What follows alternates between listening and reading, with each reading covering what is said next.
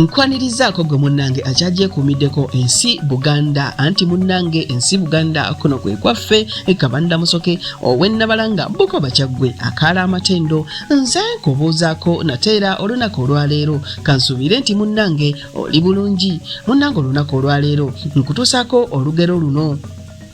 Olugero lwaleero lugamba nti Baleke Baggwe Eggayangano nga gwayagala yali kungulu.